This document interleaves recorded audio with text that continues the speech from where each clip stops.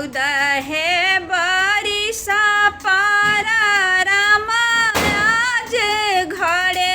अइले 14 बरिसा पारा रामा आज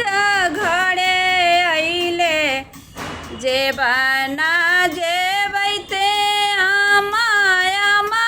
पूछे बतिया से कैसे काटला जंगल झार धनुष धरिया से कैसे काटला जंगल झार धनुष धरिया बड़ा रे दुखिता आमा जंगला में रहली है बड़ा रे दुखिता आमा जंगला में रहली से सीता के रखली नैना बीच धनुष धरिया